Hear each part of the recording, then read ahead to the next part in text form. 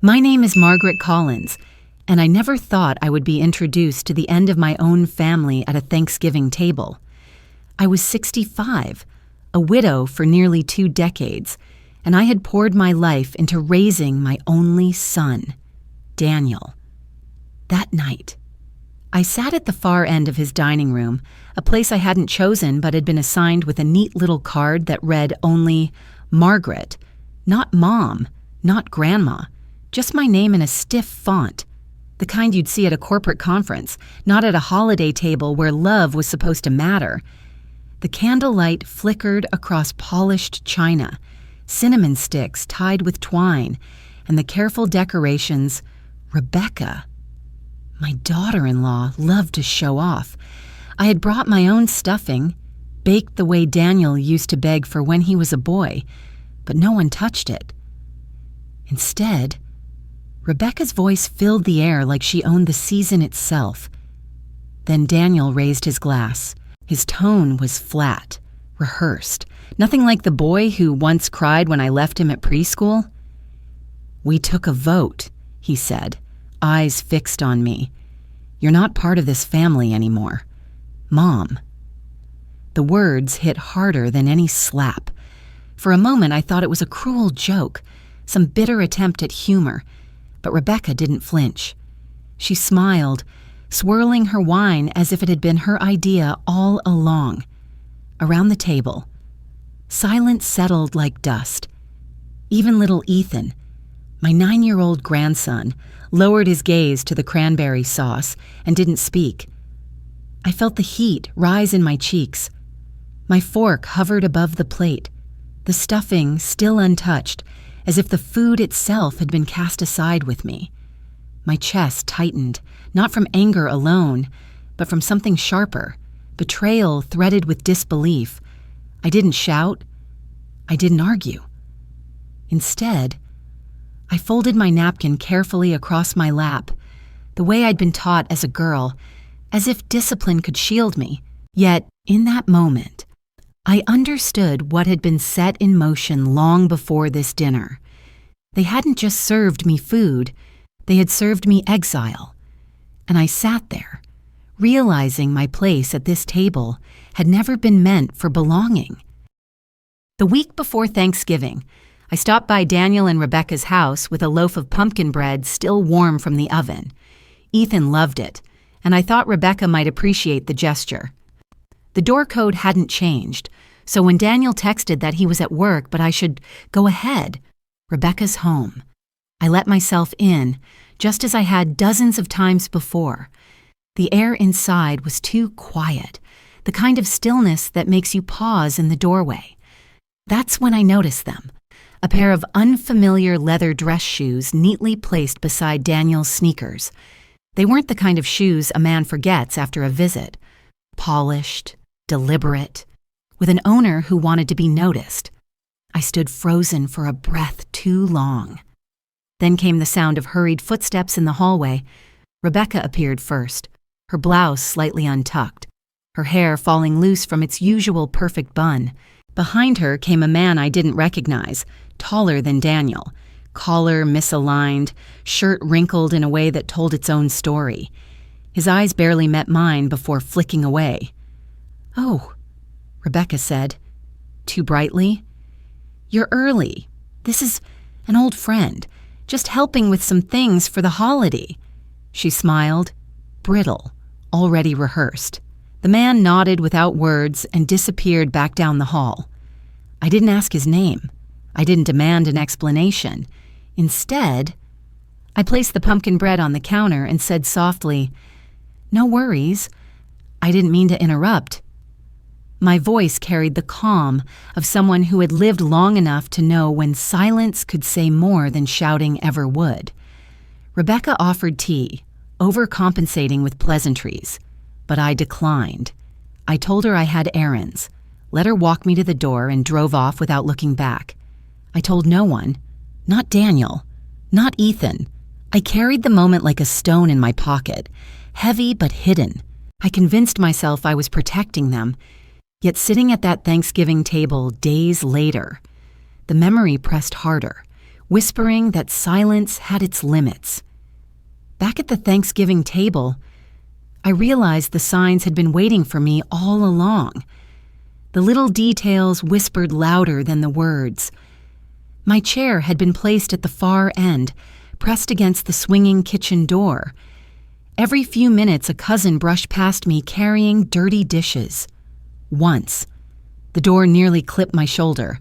Beside me, a stainless steel trash bin hissed each time someone pressed its pedal.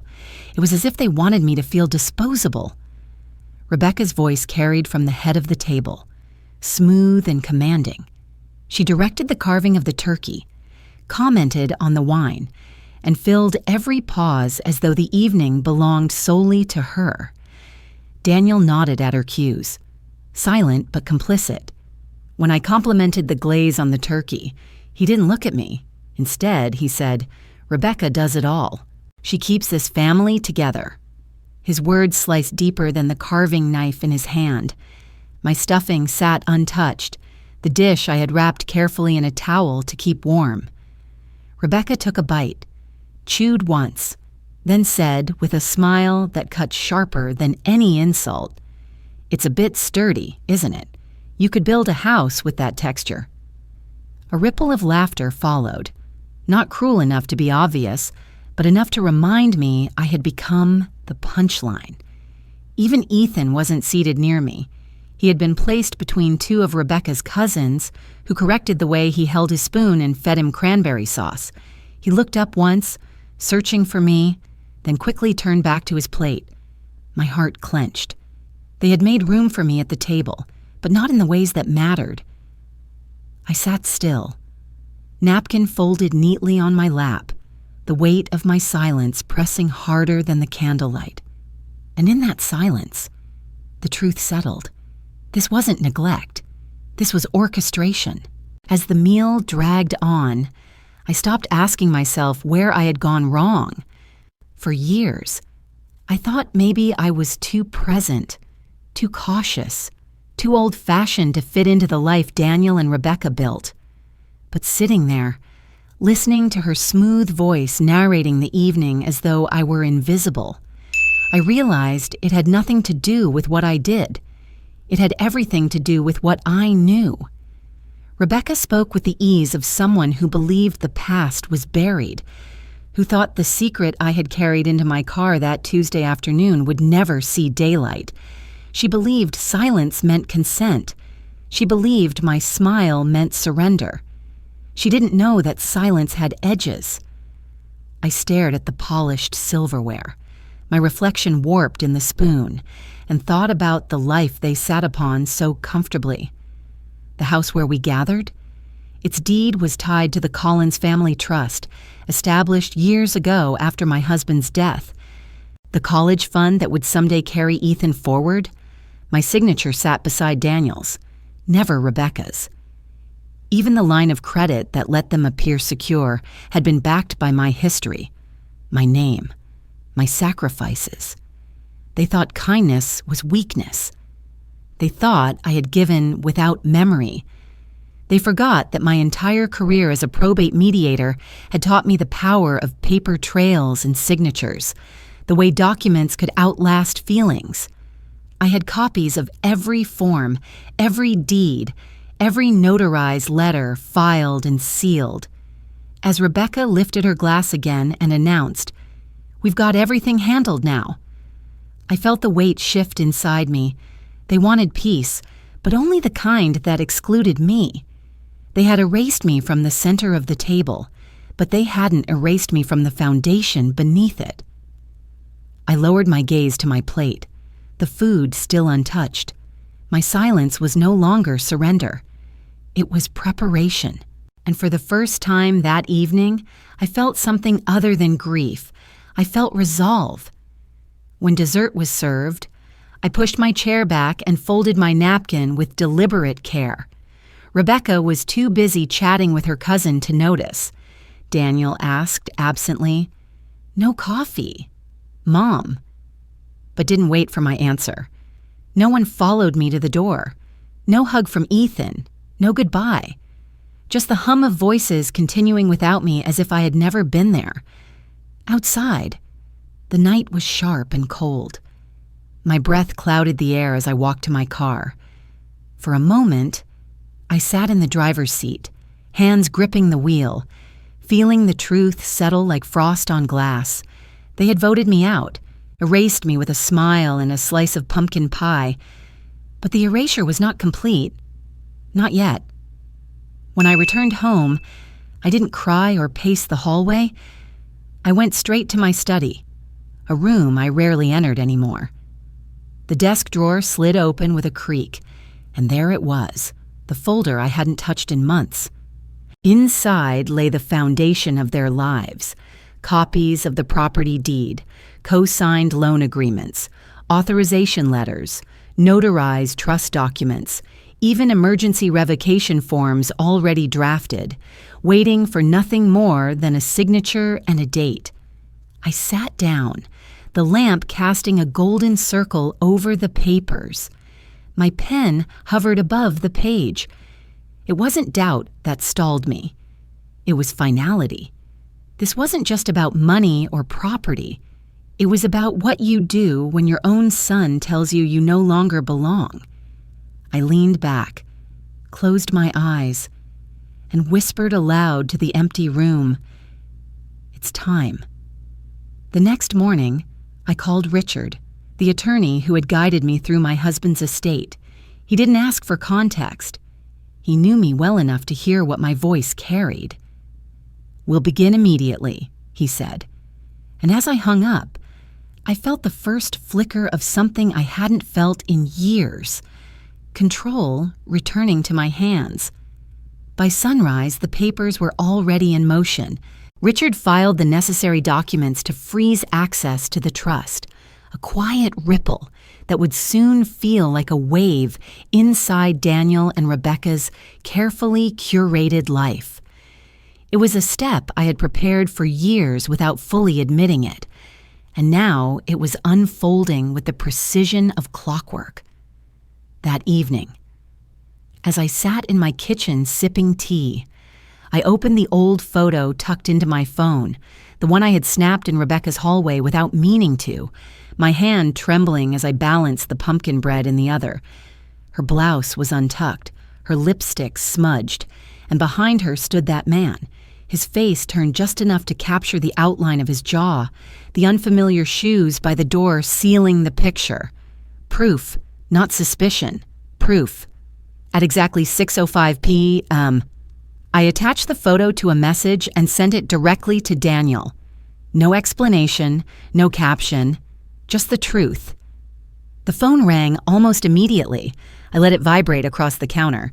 It rang again and again, each call sharper, more desperate. Then came the text. "What is this?" I didn't reply, because deep down, he already knew. He just hadn't wanted to see it. Rebecca had built her identity on control, on perfection, on never letting the mask slip. But the woman in that photo was caught. And Daniel, he could ignore my presence at his table. He could dismiss my words, but he could not dismiss this. I turned off the phone and let the silence return, not out of cruelty, but peace. There was nothing more to explain. The first strike had landed, and the unraveling had begun. By morning, Richard confirmed the freeze was complete. Rebecca's cards would start to decline, their credit line locked. I folded the message in my mind like a sealed envelope and waited. The storm was only beginning. It didn't take long for the cracks to show. By the end of the week, Rebecca's carefully polished world began to stumble. At a boutique downtown, her card was declined. She tried another, and that one failed too. I imagined her painted smile faltering in front of the cashier, her voice tightening as she insisted there must be a mistake. There wasn't. The freeze had spoken louder than I ever could. The car was next. A gleaming SUV she drove to Pilates classes and charity luncheons. I had co-signed that lease years ago when Daniel's credit couldn't hold the weight. Rebecca must have forgotten, or perhaps she never cared to know, that my name still sat on the paperwork. So when the tow truck rolled into the parking lot outside her gym, there was no warning, no grace period, just the sight of her prized vehicle being lifted away while her friends looked on. Daniel texted me 2 nights later, "You blindsided me." I stared at the message for a long time, then placed the phone face down. The word echoed in my mind. Blindsided? No, I thought. I had simply remembered everything he had chosen to forget, whose credit saved them, whose trust sheltered their home, whose savings steadied their marriage in those reckless first years. The house itself stood on shifting ground now, its ownership tangled in documents they had signed but never studied. Each file bore my signature, the one they had tried to erase from their holiday table. I didn't need to raise my voice. I didn't need to show up at their doorstep.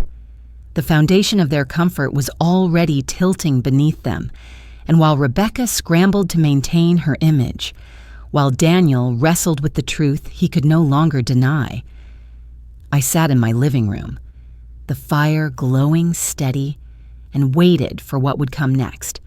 2 weeks after that Thanksgiving, I saw Rebecca's familiar name flash across my phone, not in a message but in a social media post. She had uploaded another carefully staged photo, a golden roast in the center of the table, wine glasses raised, the caption dripping with sentiment, "Family is everything." I should have scrolled past, but my eyes caught on a detail in the frame. 8 seats were arranged neatly around the table. 7 were filled. 1 at the far end sat empty.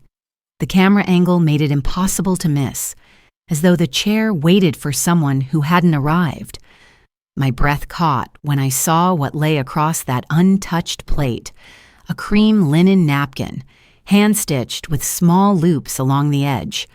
I had made that set myself during the long winter after Thomas died, sewing by lamplight to keep my hands busy when grief threatened to crush me. I had brought them to Daniel's house years ago, leaving them for special occasions.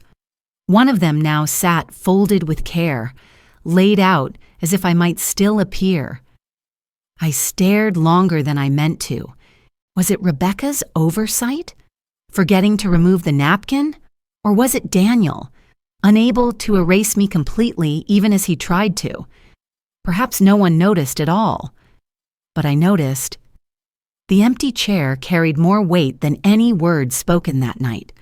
For a fleeting moment, I imagined Ethan slipping that napkin onto the plate himself, saving a place for me the way children do when they don't understand why someone is gone.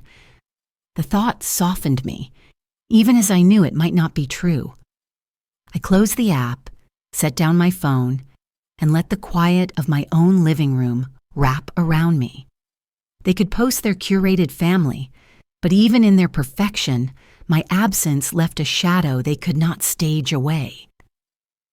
The letter arrived 3 days before Christmas, a thick envelope with Rebecca's handwriting across the front, the kind of cursive meant to look elegant but straining too hard. I held it for a long time before opening, knowing whatever was inside would not be apology but demand. I was right.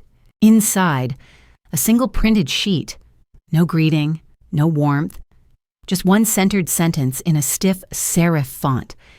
Can we discuss reinstating access to the college fund? Not, "We're sorry." Not, "We were wrong." Not even "Merry Christmas." Only a plea dressed up as negotiation. I read it twice, then a third time, the words sinking like stones. The college fund had been my gift to Ethan on his 2nd birthday.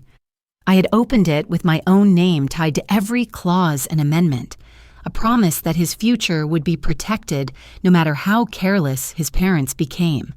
Now, after erasing me at their table, after laughing at my place beside the trash, they suddenly remembered who held the key. I walked to my desk, slid a clean sheet of paper into the printer, and typed a single word: no. No signature. No return message.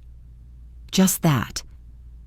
I folded it neatly into a plain envelope, sealed it, and mailed it the same afternoon. That evening, As the neighborhood lights twinkled against the snow, I imagined Rebecca opening my response. I pictured her face, painted with indignation rather than shame, because for someone like her, denial would always feel like cruelty. But I didn't feel cruel. I felt clear. The college fund wasn't leverage. It was Ethan's safeguard, and it would remain under my terms, not theirs. They had voted me out of their family, but they could not vote me out of my own integrity. On Christmas Eve, my house glowed with a warmth I hadn't felt in years. The fire crackled in the hearth, its light dancing across the walls, and the table was set not with linen napkins I had stitched long ago, but with simple plates and bowls borrowed from the neighbors who joined me that night. There were 3 of them, retired, kind. The kind of people who knew the value of company without performance. We shared a pot of hearty soup, passed around bread still steaming from the oven, and laughed at the absurd plots of old holiday movies playing softly in the background. No one raised a glass to exile anyone. No one pretended perfection. For the first time.